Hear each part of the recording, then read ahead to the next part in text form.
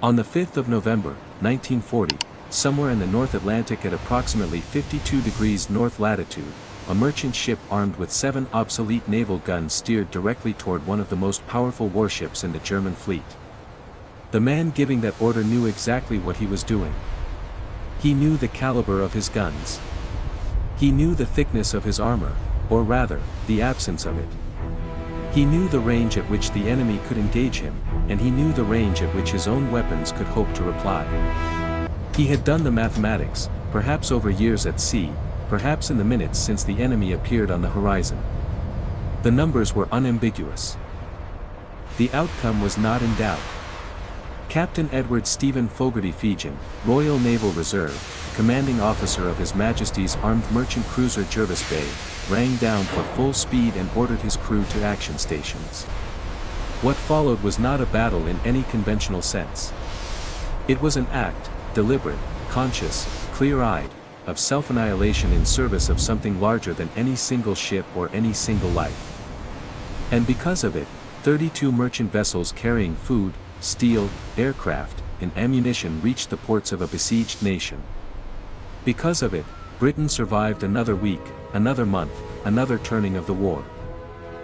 The story of HMS Jervis Bay is not the story of a victory. It is the story of a bargain made in full knowledge of its cost, and paid without hesitation. The North Atlantic in November is not the ocean of travel posters. It is a gray and violent wilderness, water the color of slate, skies the color of iron, swells that lift 10,000 tons of steel as though it weighs nothing before dropping it back into the trough with a sound like the world ending. The wind blows in long horizontal sheets of cold that find every gap in clothing, every unguarded stretch of skin. Spray freezes where it lands. Visibility comes and goes with the weather, sometimes a clear horizon stretching 15 miles, sometimes a murk of rain and sea haze that collapses the world to a few hundred yards. The Atlantic in winter is a place that does not tolerate weakness, does not notice courage, and does not care about the scale of what men are attempting upon its surface. Into this ocean, in the late autumn of 1940, sailed Convoy HX-84. The convoy had assembled at Halifax, Nova Scotia, gathering through October from ports along the eastern seaboard and the Canadian Maritime provinces. 37 merchant vessels of various nationalities and sizes, British, Swedish, Norwegian, Dutch, Greek, loaded with the cargo that Britain's survival required. Food, for a nation that could no longer feed itself from its own fields with the submarine blockade tightening around its coastline. Steel, for the factories working around the clock to produce the weapons of a war. Aviation fuel, in quantities that made the tankers floating bombs. Aircraft themselves, crated and lashed to decks.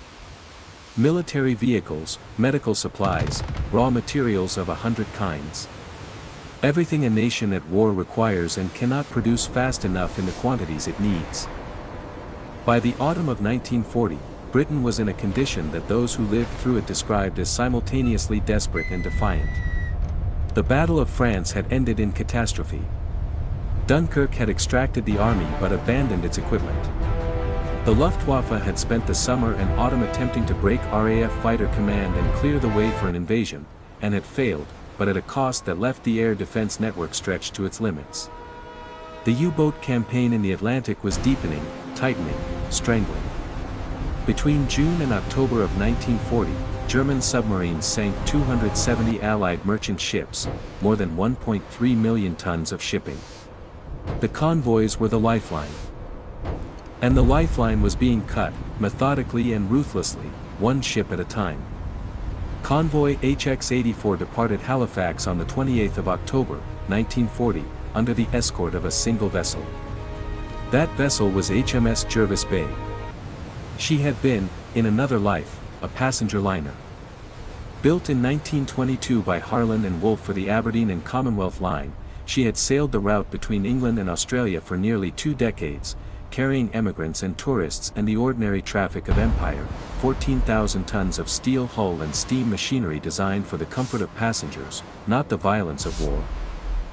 In September of 1939, as Britain mobilized everything it had and many things it didn't, the Admiralty requisitioned her and converted her into an armed merchant cruiser, a category of vessel that said more about British desperation than about genuine military capability. The conversion was what the Royal Navy could afford and no more. 7 guns were mounted on her hull, 6-inch weapons of First World War vintage, slow to load, short in range compared to any purpose-built warship, mounted on a hull that had no armor plating whatsoever. The Jervis Bay had the appearance of a warship in the way that a theatrical backdrop has the appearance of a cathedral. From a distance, the silhouette might deceive. At any range where guns could speak, the truth was obvious. Her top speed was approximately 15 knots on a good day in decent weather. Her crew numbered 255 officers and men, most of them merchant mariners, reservists, men who had made their careers on the commercial sea lanes and now found themselves in naval uniform doing work for which their training, however willing, had been improvised. They were not lacking in courage or competence. They were lacking in the kind of ship that a naval engagement required. Edward Fegen was 50 years old in the autumn of 1940.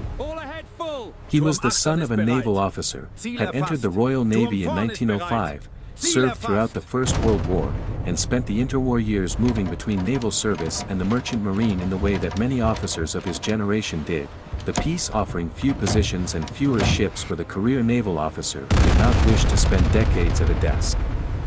He was, by all accounts, a precise and serious man, highly competent in his seamanship, respected by his crews, not given to drama or display. He had commanded Jervis Bay since the spring of 1940. He knew her limitations in the way that only a man who has lived with a ship's shortcomings knows them, intimately, without illusion.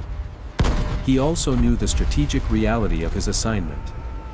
As the sole escort for HX-84, he was not expected to fight a capital engagement.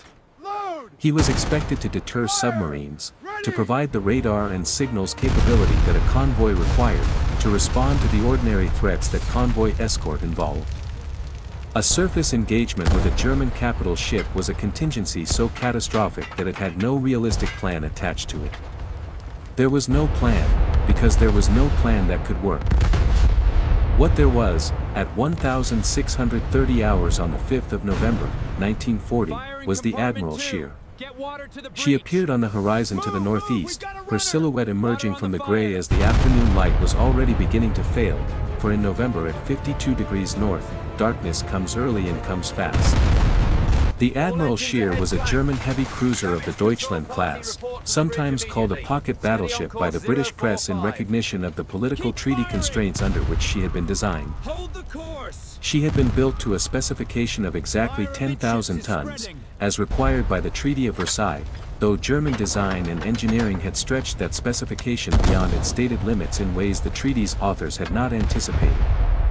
She displaced, in operational condition, rather more than her treaty tonnage suggested. She was armed with 6 11-inch guns and 2 triple turrets, a secondary battery of 8 5.9-inch guns, torpedo tubes, and an embarked Dorado float plane for reconnaissance. Her armor was genuine armor, belt plating designed to withstand the weapons likely to be brought against her. Her top speed was 26 knots. She had an operational range that allowed her to operate far into the Atlantic without resupply. She was, in every meaningful technical dimension, in a different category of vessel than the ship now turning to meet her. Her commanding officer was Captain C. Theodore Crank, 45 years old, a professional naval officer of the Kriegsmarine, experienced, tactically capable, aware of his mission and its requirements. Crank had departed Kiel on the 23rd of October under orders from the Naval War Staff, Seekriegsleitung, to operate as a commerce raider in the Atlantic and Indian Oceans, disrupting Allied shipping on the broadest possible scale. The Scheer was to be a ghost in the ocean, appearing, striking, disappearing before any coordinated response could be mounted. The orders were explicit and the strategy was sound. A single powerful surface raider operating freely in the Atlantic could tie down disproportionate Allied naval resources in the hunt for it, while simultaneously destroying the cargo that Britain needed to survive. Crank had already demonstrated what the Scheer could do. Before encountering HX-84, she had sunk the British refrigerated cargo vessel Mopen in her opening salvo of the deployment, establishing her presence and her capability with a single, efficient act of destruction. Now, running southwest across the Atlantic shipping lanes with her Arado floatplane having scouted ahead, she had found something far larger than a single cargo ship. She had found 37 of them. At 1,630 hours, Jervis Bay's lookouts sight the unknown warship to the northeast. The report reaches the bridge within seconds. Fegen raises his binoculars. The silhouette on the horizon is unmistakable to any officer with his experience: the low, aggressive profile, the distinctive twin turrets fore and aft, the absence of any merchant's high superstructure. This is not a friendly vessel. This is not an error of identification. The signal goes out to the convoy immediately: scatter. Every merchant captain in HX-84 receives the same order: break formation, change course, make smoke if possible, make for the horizon at maximum speed. The convoy, which has been sailing in disciplined formation for 8 days, fragments in 37 directions simultaneously. Fegen orders Jervis Bay turn toward the enemy. There are moments in naval history when a decision is made that everyone in the room understands completely: the officers on the bridge, the ratings at the voice pipes, the men at the guns who feel the ship heel as her course changes. This is one of those moments. There is no ambiguity in a turn toward a ship of that size. There is no interpretation that softens what it means. The crew of Jervis Bay understands, as the enemy vessel resolves from a silhouette into a recognizable warship, what the captain has decided to do and why. The why is not complicated. It can be stated in a sentence: every minute that Jervis Bay holds the Scheer's attention is a minute in which 37 merchant ships are putting distance between themselves and those 11-inch guns. The Scheer cannot engage the convoy while she is engaging the escort. And if the escort can be made to seem, even briefly, like a threat worth taking seriously, if she can be made to require careful, methodical destruction rather than a dismissive broadside while the real prey scatters, then the mathematics of survival change for the men on those merchant ships. The distance between the two vessels is approximately 14,000 yards when Jervis Bay begins her approach. Her 6-inch guns have a maximum effective range of rather less than that. The Scheer's 11-inch guns can engage accurately at twice that range. For the first part of the approach, Jervis Bay is under fire while being unable to return it. This is not a tactical disadvantage in the normal sense of the term, it is simply the known condition of what is about to happen, accepted in advance. Crank, on the bridge of the Scheer, observes the armed merchant cruiser turning toward him. He is not confused by this. He understands the purpose of the maneuver as clearly as Fegen does. He opens fire. The first salvos from the Scheer begin finding their target with the efficiency of a well-trained gunnery crew engaging a slow-moving vessel at manageable range. The 11-inch shells, each one weighing more than 300 kilograms, strike Jervis Bay with effects that are beyond what her hull was designed to absorb. She has no armor. She was built to carry passengers across the Southern Ocean in comfort. Each shell that finds her does not merely damage a section of hull or disable a system, it tears through the ship as though the steel plating that gives her form were nothing more than the material it actually is: unarmored plate designed for weather, not for war. The bridge is hit early. Fegen is wounded, his arm, accounts suggest, is nearly severed in one of the early hits. He continues to direct the engagement. He does not leave the bridge. Jervis Bay's gunners return fire as soon as their weapons bear. The 6-inch guns, old, slow, crewed by men who are doing everything their training and their will can provide, open up against the Scheer at whatever range they can reach.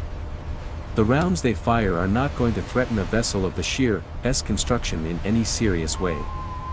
They know this. They fire anyway. The point is not to sink the Scheer. The point is to make the Scheer respond, to occupy her attention, to place enough shells in the vicinity of her crew that Crank must take the engagement seriously rather than devoting his full attention to the scattering convoy. The smoke floats, heavy, black, industrial, from the burning sections of Jervis Bay as the hits accumulate. The afternoon light is already dimming, the low November sun somewhere behind the overcast sky, and the smoke blends with the haze to make ranging more difficult. This too is part of what the dying ship is doing for the men she is trying to save. Her own burning creates the obscuration that makes it harder for the Scheer's gunners to identify and track the fleeing convoy. For 22 minutes, Jervis Bay remains a fighting vessel. 22 minutes is a long time when you are the target of 11-inch guns. It is a long time when your ship is on fire in multiple locations and you are continuing to give orders from a bridge that has been repeatedly struck. It is a long time when the outcome has been known from the first ranging salvo. The men at the guns continue to serve their weapons through hits that disable stations around them. Engine room crews maintain speed as long as the machinery allows. Medical staff work in spaces that are simultaneously treating casualties and absorbing new ones as the shells continue to arrive.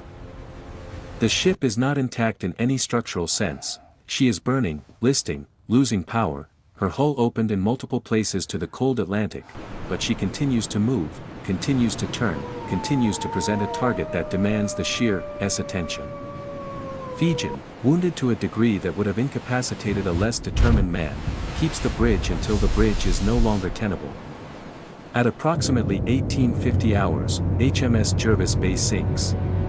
She goes down by the stern into the North Atlantic, her fires extinguished by the ocean that takes her.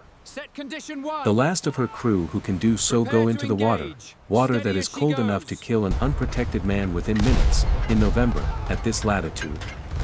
Of 255 men aboard, 65 will be rescued. The Swedish cargo vessel Stureholm, one of the 37 merchant ships of Convoy HX 84, turns back into the danger area after the Scheer has departed. Her captain, Sven Olander, brings his ship back toward the position where Jervis Bay went down, and spends hours recovering survivors from the water and from the few lifeboats that had been launched in the chaos of the engagement. It is an act of extraordinary courage. The Scheer is still in the area, the night is falling, and Olander has no way of knowing that the raider will not return. He turns back anyway. 65 men owe their survival to that decision. Captain Edward Fegen is not among the survivors. His body is never recovered. Crank, having dealt with the escort, turns the Scheer back toward the convoy. This is where it happened. The merchant ships have had 22 minutes to scatter, 22 minutes at their best speeds, heading in 37 different directions into an ocean that is darkening as the November evening arrives. It is not enough time to make them invisible. But it is enough time to make the problem of finding and destroying all of them geometrically difficult.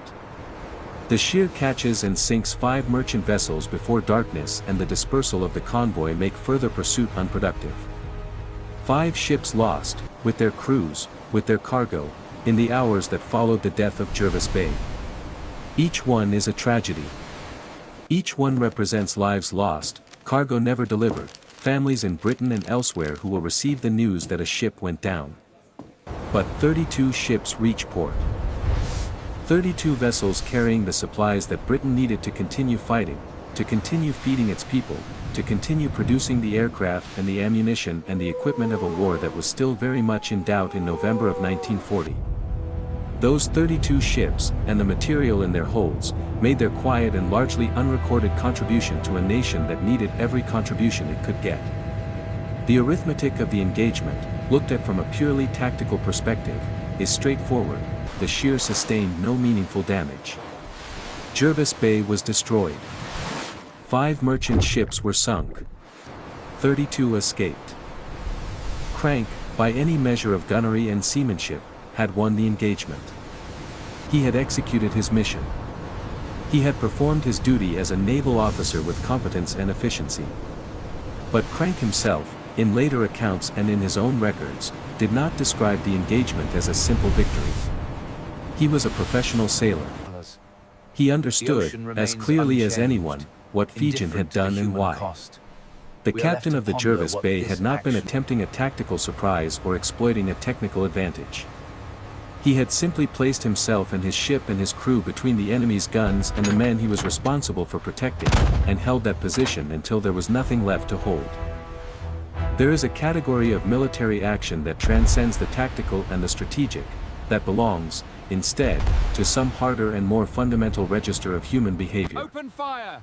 Fegen's attack on the Scheer belongs to that category. Main battery It was fire. not strategically All guns, complex. engage! It was not tactically innovative. It did not require genius or inspiration or the exploitation of an unexpected advantage. It required only the willingness to do what needed to be done when the calculation was already complete. The news of the engagement reached the Admiralty through the signals that the scattering convoy ships managed to transmit, and through the accounts of survivors recovered from the Jervis Bay herself and from the merchant vessels.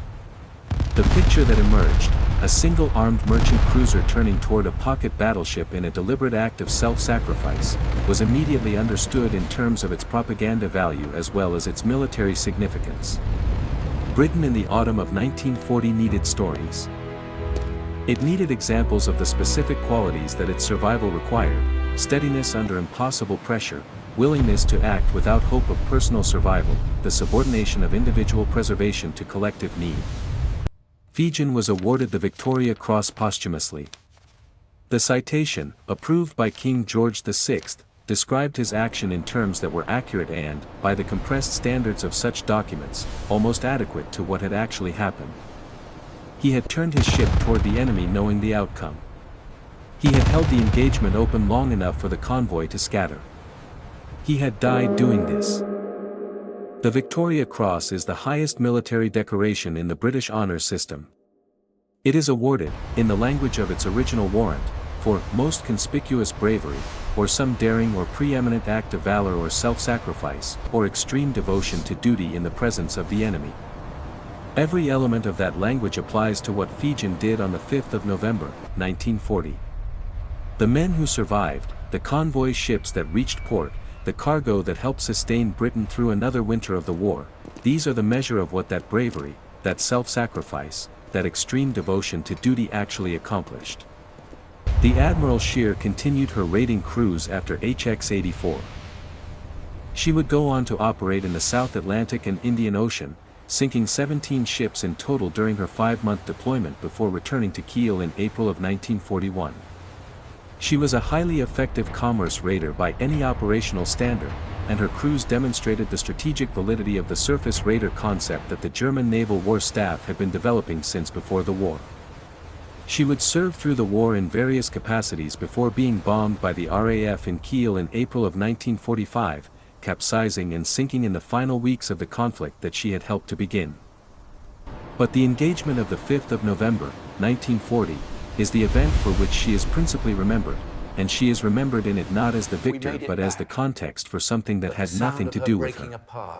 The sailors who survived the Jervis Bay, 65 men out of 255, rescued from the November Atlantic by a Swedish captain who turned his ship back toward danger, carried the knowledge of what they had been part of for the rest of their lives.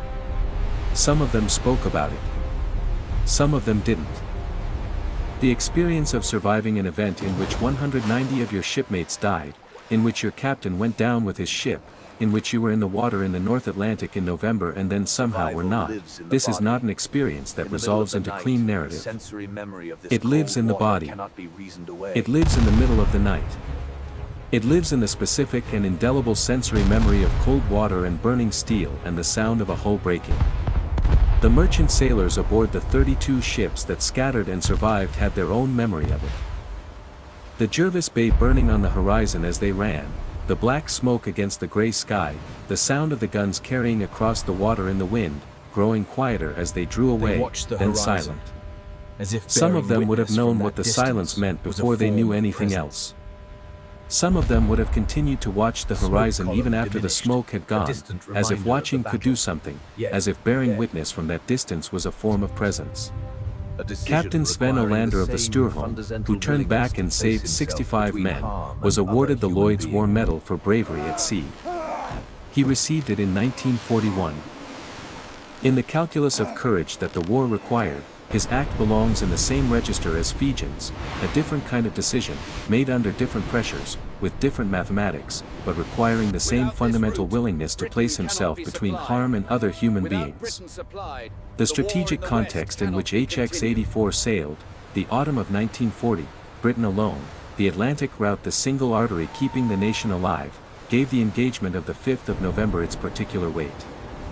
A convoy lost in peacetime is a commercial disaster. A convoy lost in that autumn, in that war, with those stakes, was something that could accumulate into defeat. 32 ships reaching port was not a number that appeared in any dispatch as a turning point or a named victory. It was simply 32 ships that didn't sink, 32 manifests of cargo that arrived, 32 contributions to a survival that depended on exactly this kind of incremental, anonymous accumulation. The convoy system itself, the fundamental Allied strategy of grouping merchant vessels under naval escort, was being tested in the autumn of 1940 against the full range of German attacks, submarines in wolf packs, aircraft operating from Norwegian and French airfields now within range of the Atlantic approaches, and surface raiders of exactly the kind that the Scheer represented. The system was imperfect. It was losing ships at a rate that alarmed everyone who understood the mathematics. But it was surviving, barely, and each convoy that got through represented both a material and a psychological contribution to the belief that survival was possible. HX-84 got through, most of it, because a man with an obsolete ship decided that his purpose in that moment was not survival but purchase. Time purchased with steel and fire and lives, time measured in minutes, time that was sufficient. The wreck of HMS Jervis Bay lies somewhere in the North Atlantic, at a depth that makes her inaccessible to anything other than remembrance. Her exact position is known approximately. No expedition has located her or is likely to. She rests in the same ocean that took her, in the same gray water, in the permanent dark. 190 men rest with her. Their names are recorded, they are always recorded, in the Navy's meticulous and painful accounting of its dead. They are listed in the casualty rolls, memorialized on the naval memorials at Portsmouth and Chatham and Plymouth where the names of the men who have no grave but the sea are cut into stone. Among them, on the Tower Hill Memorial in London, the memorial dedicated to the merchant mariners who have no known grave, are the names of the merchant sailors who served aboard Jervis Bay and did not come home. Merchant mariners in British service during the Second World War suffered casualty rates higher, proportionally, than any of the armed services. They went to sea in ships that were targets, under constant threat from submarine and aircraft and surface raider, without the military recognition that their role deserved. Jervis Bay was crewed partly by men of that tradition, doing that work, at that cost. The question that the story of Jervis Bay poses is one that naval history returns to again and again, in different forms, under different flags, in different oceans. It is the question of what can be asked of a man, of what a man can be required to do, when the arithmetic of warfare demands not just risk but certainty. Not the possibility of death but its near inevitability. Most answers to most questions of this kind are complicated. They involve the specifics of command structure, the nature of military obligation, the psychology of men under extreme pressure, the way that training and discipline shape behavior in moments when individual choice might seem impossible. The answer that Fegen gave on the 5th of November was not complicated. He turned his ship toward the enemy. He ordered his crew to action stations. He held the engagement open for 22 minutes. He did not leave the bridge. The convoy scattered. 32 ships reached port. That is what happened. That is what it cost. That is what it bought. In the long and terrible accounting of the Second World War, in the columns of ships sunk and ships that arrived, of men killed and men who survived, of battles won and battles lost, the engagement of HX-84 does not appear as a turning point. It does not appear in the histories as a decisive moment or a strategic inflection. It is a footnote in the Battle of the Atlantic, which is itself sometimes treated as a footnote to the larger campaigns that more easily resolve into drama and geography and named victories. But the Battle of the Atlantic was not a footnote. It was the war. Without the Atlantic route, Britain could not be supplied. On the grey North Atlantic, without Britain supplied, the war in the West could not be continued. Without the war in the West continued, the world that emerged from the Second World War would have been unrecognizable. Every convoy that got through was a thread in that continuity. HX-84 was one thread. The Jervis Bay was the needle. Edward Fegen is buried at sea in water that has no address. There is no grave to visit, no marker that can be photographed, no specific place on the ocean's surface that corresponds to where he is. There is the memorial at Tower Hill. There is the Victoria Cross citation in the London Gazette. There is the record of 32 ships that reached their ports on the other side of the ocean that took him. And there is this, somewhere in the archives of the Stureholm's log, in the handwriting of Captain Sven Olander, there is the record of a ship that turned back. That looked at the dark water where another ship had gone down. That lowered its boats. That pulled 65 men out of the November Atlantic. 65 men who went home. 190 who did not. The water does not record the difference. The ocean that took Jervis Bay, the ocean that took Jervis Bay on the 5th of November, 1940, is the same ocean that reflects the sky today, gray or blue or green depending on the light, indifferent to everything that has happened on its surface, continuing its ancient, enormous, uninterruptible motion. The difference is recorded in the other place, in the document of what human beings are capable of when the mathematics of their situation is clear and the moment is upon them and there is only one thing left to do. They turned toward the enemy. They knew they would die. They attacked anyway.